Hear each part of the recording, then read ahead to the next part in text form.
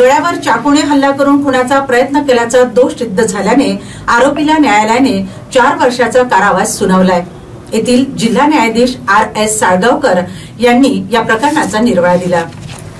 राहुल वामनराव वाघधरे असे शिक्षा ठोठावण्यात आलेल्या आरोपीचे नाव आहे, तर अमोल मारुती सीडाम असे जखमीचे नाव आहे।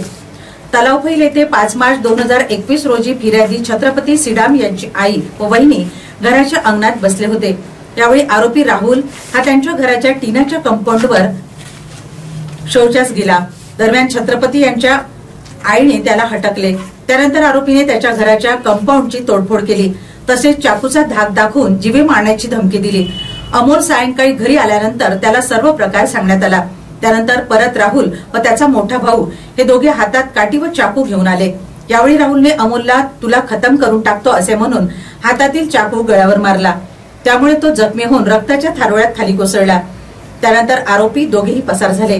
या प्रकरणी फिर्यादी छत्रपती सीडाम यांच्या तक्रारीवरून यवतमाळ शहर पोलिसांनी आरोपी विरुद्ध खुनाचा प्रयत्नासह अॅट्रॉसिटीचा गुन्हा दाखल करून तपासात घेतला। त्यानंतर तत्कालीन उपविभागीय पोलीस अधिकारी माधुरी बाबेस्कर यांनी आरोपी विरुद्ध न्यायालयात दोषारोप पत्र दाखल करून प्रकरण न्यायप्रविष्ट केले। त्यानंतर 4 एप्रिलला या प्रकरणाची सुनावणी घेण्यात आली। सरकारी पक्षाच्या वतीने फिर्यादी, जखमी व महत्वाचे साक्षीदार तपासण्यात आले। यामध्ये न्यायालयाने साक्षीदारांचे पुरावे व इतर परिस्थितीजन्य पुरावे ग्राह्य मानून आरोपीला 4 वर्ष 1 महिना कारावासाची शिक्षा ठोठावण्यात आली। तसेच आरोपी सचिन वाघधरे हे मृत झाल्याने त्यांच्या विरुद्धचे प्रकरण बंद करण्यात आले। सरकारी पक्षाच्या वतीने सहाय्यक सरकारी वकील ॲडव्होकेट मंगेश एस गंगलवार यांनी काम पाहिले।